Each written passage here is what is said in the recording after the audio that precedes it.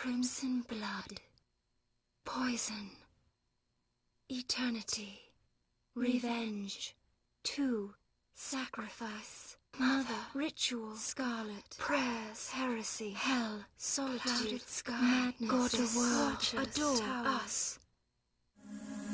Drakengard is a game developed by Kavia, a now-defunct studio that mostly produced games for already existing franchises, directed by Yoko Taro. You might have heard of Yoko Taro due to his work on Nier and Drakengard 3, his GDC talk titled Making Weird Games for Weird People, or his habit of wearing a mask for public appearances. Since Dead Genre Chronicles is covering Nier this month, I figured I'd give people a rough synopsis and overview of the first game Yoko Taro directed and wrote the scenario for in order to contextualize Nier as both a Yoko Taro game and a sequel to Drakengard. Before I get into this properly though, I'd like to note that this game is not something you should play if you want an enjoyable experience. The only value to be gained from a hands-on experience with Drakengard is the satisfaction in clearing a personal challenge of playing an incredibly clunky and unfriendly game. Meet our protagonist, Kaim. Kaim loves murdering people. Thankfully, he's in a war zone. The Union and the Empire are fighting. Can you guess which one's the bad guy? If you guessed the Empire, congrats, you're correct. Kaim takes too much joy in stabbing an enemy soldier with his sword and takes a pretty grievous cutscene wound before realizing the Empire has breached the castle that holds his sister. On the way to storm the castle and kill the intruders, Union soldiers repeatedly slip up and call Furia Kaim's sister before correcting themselves and calling her the goddess, and also let you know that the Empire soldiers caught a dragon in the bailey somehow. Kaim walks in, sees the pinned dragon, and goes to hit it with a sword before it sticks its head up and goes, "Whatever, I'm still better than you." But you can never dirty my soul pledged to you. Kaim takes this stuck-up attitude as a sign that he, despite hating dragons, should team up with this dragon who hates humans and offers her a chance to live by making a pact with him. Then you fight more soldiers. Go back to hell, hyenas! The dragon decides, sure, I don't want to die, even if it means I have to put up with this idiot for some crazy bullshit, so Kaim and the dragon pull out their souls, which look like sticky bombs from Smash, and smoosh them together. The pact is complete, and the first act of the duo is to go blow up a bunch of Empire airships, because somehow the Empire has airships but the Union doesn't, and the Empire hasn't steamrolled them already. Several hundred dead soldiers later, Kaim approaches the castle, and in attempting to tell his dragon pal to fuck off while he retakes the inside, he discovers he's been struck mute as his pact price. He can still talk to her though, because pact partners have telepathy.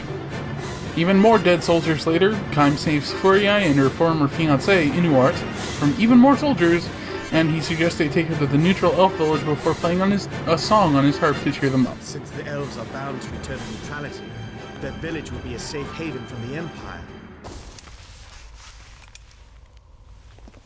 The usual song?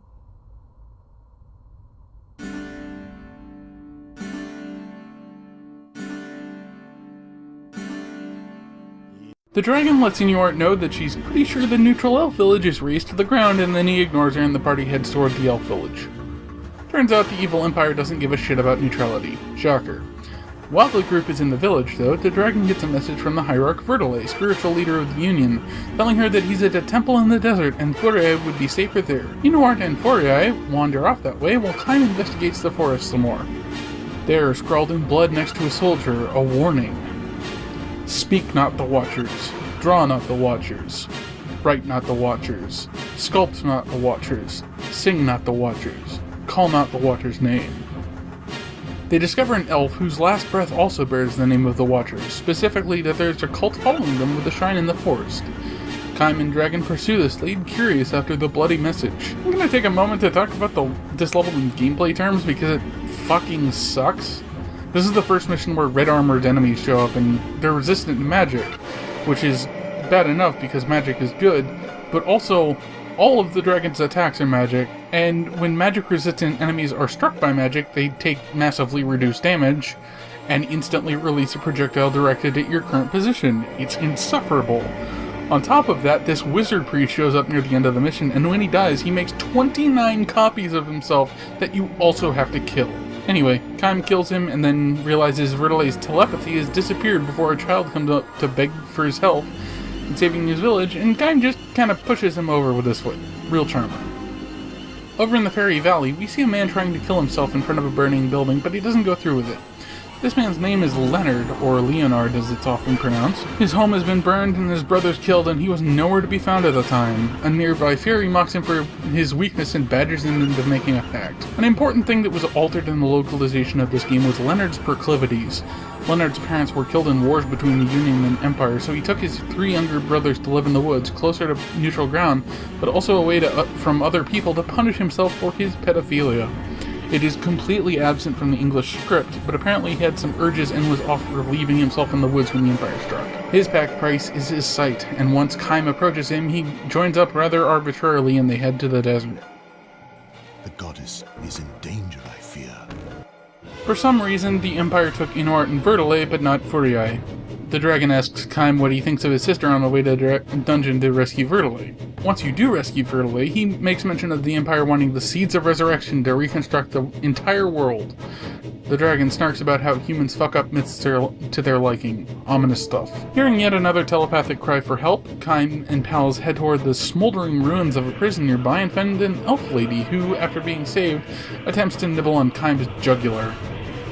Vertile casts a lock spell on her, and then for some god-awful reason, Ariosh joins up. Ariosh is a cannibal, if elves eating humans counts as cannibalism, with a preference towards children, and the price of her pact with the twin spirits Salamander and Undine was her womb. The now larger party heads vaguely in the direction of the Empire.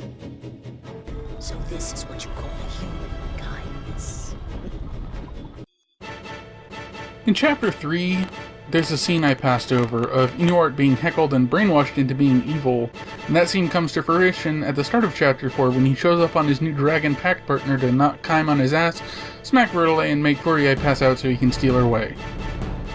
He also tries to sound cool by saying, "Welcome to a world without song," and ditching his harp. Kaim pursues and gets sidetracked by Vertile demanding he kill all the quote-unquote subhuman Empire troops, goblins, orcs, ogres, etc. Vertile in red makes some oblique remarks about how Furiae feels about Kaim, and then they head through a canyon. I want you to remember this point in the story for something that comes up later, just keep it in mind. The team comes to a battlefield. The Union charges, the Empire doesn't, then the Empire's giant cyclopean war machines rise up and Kaim has to take them down. Then Kaim single-handedly kills the entire ground force of the Empire. Not exactly happy with that, the Empire launches what are essentially nukes from their massive sky fortress, and they annihilate what's left of the Union's ground forces. Then they start raising their own knights from beyond the grave to keep getting in Kaim's way. Kaim stages an assault on the sky fortress, beating Inuart in a dragon duel on the way, and rushes to save Furiae, only to find her already dead, and the priestess of the Cult of the Watchers, Mana, gloating over her body. He is urged on out of the fortress by his partner.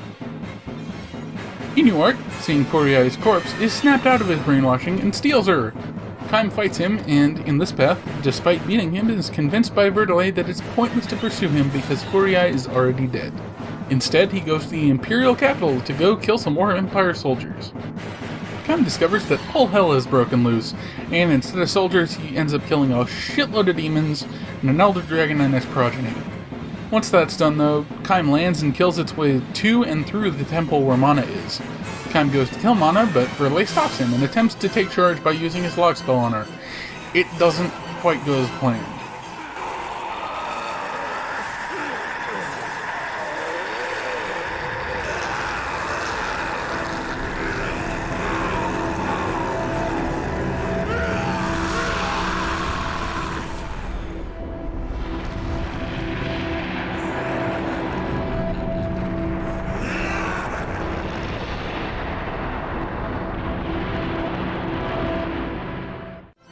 And with that, the final boss for Path A is revealed as a stories-tall 6-year-old girl.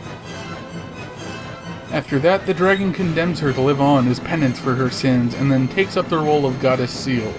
The dragon then reveals her name to Kaim in her last moments before disappearing into the sky to defend the world. Angelus.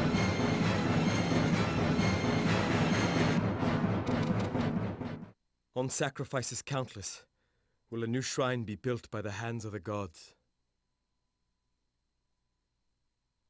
Before we move on to the additional paths leading to the different endings, a quick note about how Drakengard handles New Game Plus in a sense. Basically, you have a persistent save of sorts, but because this is a game with a narrative and a level select, this gets kind of weird. All weapons you collect are added to your collection, and if you go back and play chapters before you got them, you can still use them. This is normal enough, but once characters join you, this is also true. For instance, I can use Arios in this very first ground mission once I've met her and saved. This is also fairly normal, but less normal is that this is the same for the narrative side of things. Each playable character that isn't Kaim unlocks an entirely new chapter, and all three of them do it by revisiting a verse before they join the party. With Leonard, it's an alternate version of the scene in the Elf Village where the Cult of the Watcher's creed is written in a man's blood. With Arios, it's an alternate scene when Verdale hears her cry for help from the prison in the desert. She's not there, so obviously she doesn't need help. With Sere, oh, right, there's a third recruitable character I forgot to mention. Remember that bit in the canyon I told you to keep in mind?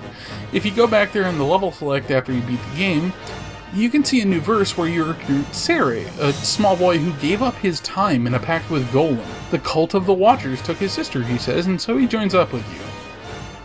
Sere's extra chapter branches off from around the time the party decides to go through the canyon where you'd meet Sere. Anyway, we'll handle all of those in the path to ending D.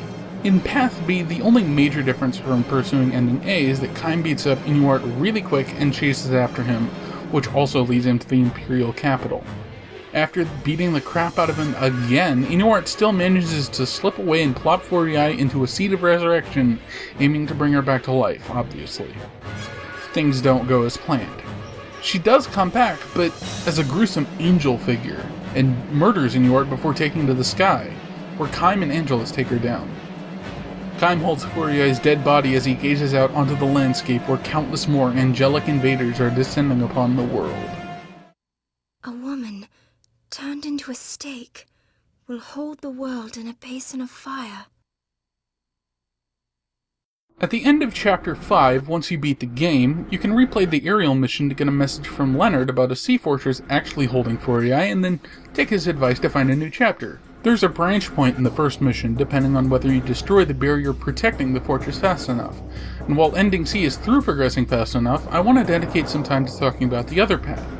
If you take too long, you have to fight a bunch more ships, which is a pain, and then when you do get inside the fortress, nobody's there. You have to do this stage if you want to reach the final ending too, because this stage has not one, but 2 weapons in it. The problem is, the stage is very large, and even with optimal movement, the requirements to make both of the chests spawn mean you cannot get both weapons in one run. All the while, the game is constantly prodding you to rush, either through your party members yelling, "Hurry, hurry, hurry, get to the goddess!" or the game itself throwing out messages like, "The goddess presence goes weak, hurry!" And this is the only mission in the game with a time limit that will seriously impose in any way on you. Oh, I forgot to mention, most of the game can be played on easy with no major downside, but in order to make the weapon spawn in some stages, including this one, the game requires you to be on normal difficulty, which is hilarious to me, because there's no enemies in the stage to make that difference mean anything. Anyway, if you're instead fast enough in destroying the barrier, you get in while there's still soldiers in there, and when you get to the end, a thing Leonard immediately identifies as a space bridge is still active. You hop in and it teleports you to the Sky Fortress, but on different levels than in your first visit. This stage has 2 exits, one that leads to ending C and one that leads to ending D. The former is immediately next to where you pick up the key that triggers them both, and the latter requires some nonsense backtracking. Kaim discovers the chamber where Furiae and Inuart are, and Inuart attempts to tell Kaim to go away before Furiae shoos him away. Mana pulls Furiae to a pillar and begins chattering away about how she can read Furiae's heart, and then reveals that Furiae doesn't want to be the goddess, and that she wants Kaim to hold her. Time for another localization omission detail that only had its explicit reveal cut. Much earlier in the game, around the time Kaim and Angelus meet Furiae in the desert, Angelus asks Kaim if he understands the passions of his sister's soul, and what he thinks of her purity. In the chapter where Verdale was going super kill all non-humans, he also has a line about Furiae's feelings for Kaim being special, and Red responds sometime later with questions about why being brother and sister would be a problem. Yep, Furiae wants Kaim to hold her in a more intimate way, to put it delicately. Not that you'd know from the English localization in this scene. Kaim is understandably kind of uncomfortable with this reveal, so he looks away, and, shamed, Furiai takes up a dagger and stabs herself, leaving Kaim with only the words,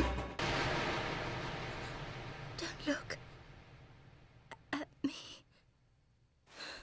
Once more, Kaim pursues Inuart, who has Furiai's body again, and beats him up again as an MVP, but even better, and Inuart just dies instead of causing the apocalypse.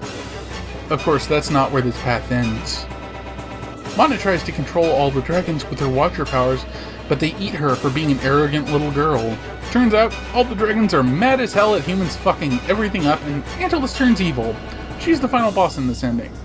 She's also the only ground-based boss in the entire game. After killing Angelus, Kaim destroys the seed Mana was preparing and runs out of the room to greet the end of the world at the Hand of Dragons with a hand on his sword and a smile on his face.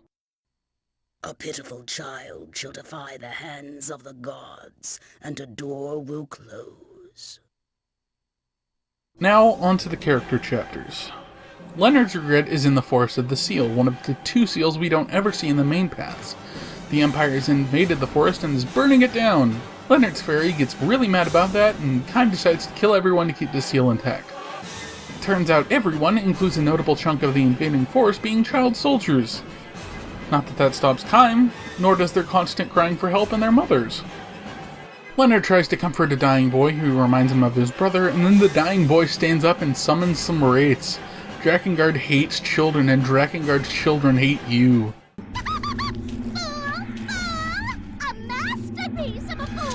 They trudge on through the forest and find the king of the fairies, who mocks Angelus and then tells them to fuck off to the desert or their friends will die.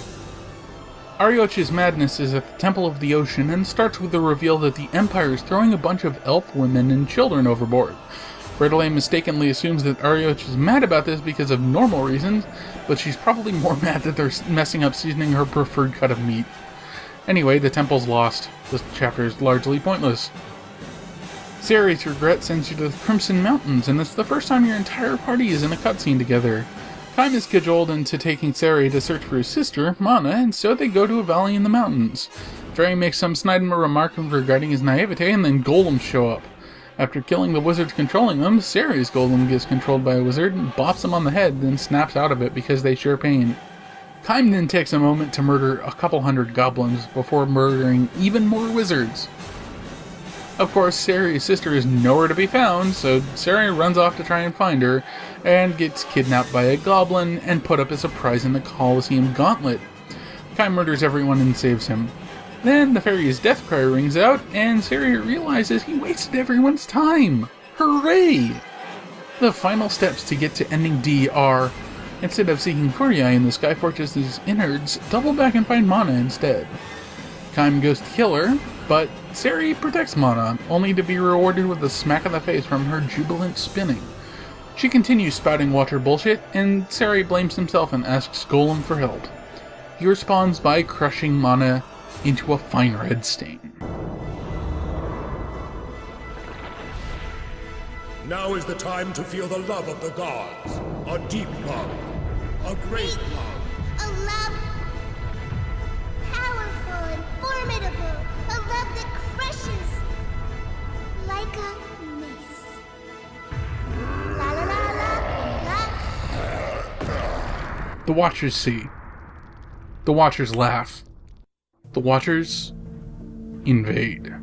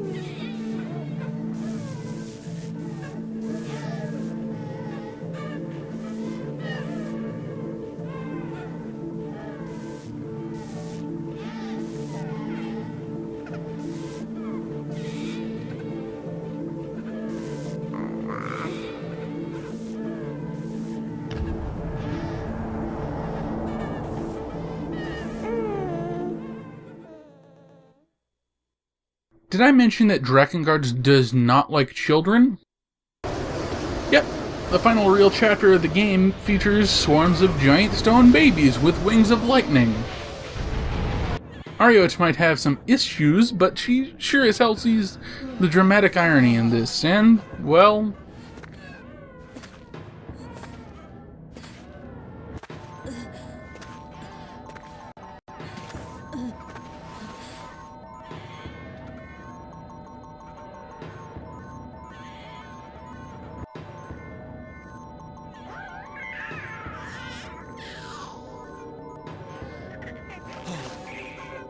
Arioch! What are you doing?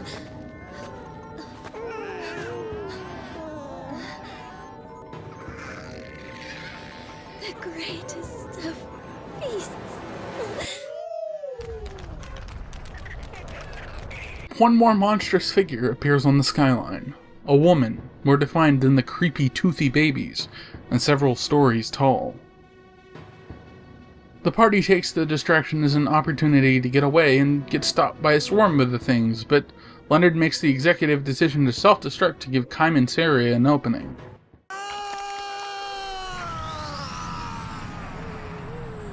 They take it in, approach what they think is the queen, and Vertile realizes what it's doing. Eating reality. Sari's body reacts strongly to this as they approach, and realizes he could use his lack of time to freeze the grotesque creature forever. Kaim and Angelus take to the sky to fling him at the queen, who's now bloated. Then, as everyone dies and Sari succumbs to slumber, time stops.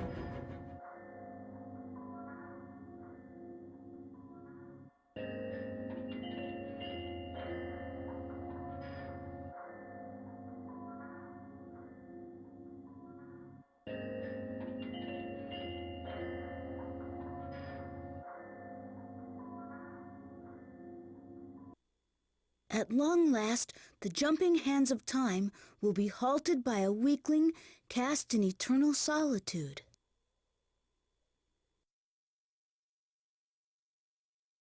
But what if Kaim didn't feel like Sari could do anything? What if he instead decided to just try to kill the grotesque's queen himself? Time lives hand in hand with good and evil. We too must adapt to this world of chaos.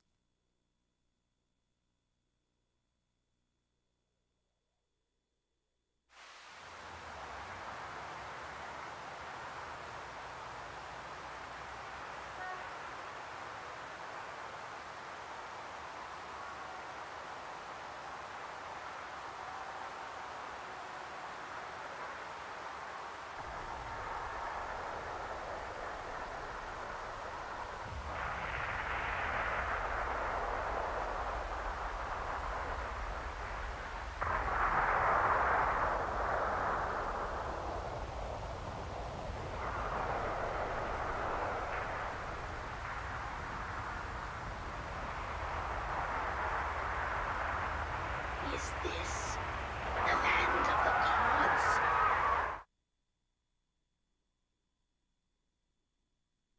Fighting the grotesquerie queen is incredibly frustrating. It's a Simon Says affair, with 2 buttons, where you die in 1 hit, and if you press an incorrect button, it destroys your queued inputs and prevents you from putting out any more for around a second. I did this once, 2 years ago, and I recorded footage back then, but I didn't manage to do it this time around. It is mostly manageable, up until the final 30 seconds when the game expects you to put out about 49 button presses in roughly 25 seconds.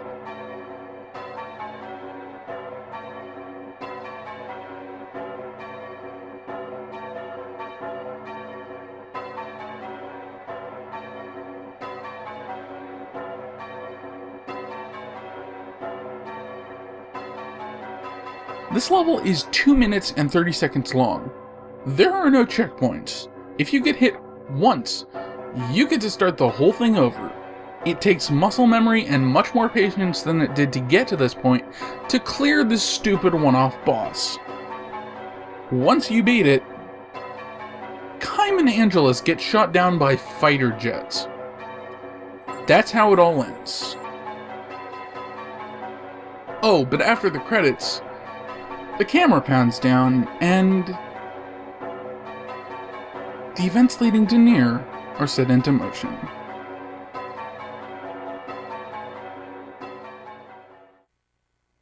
Thank you for playing!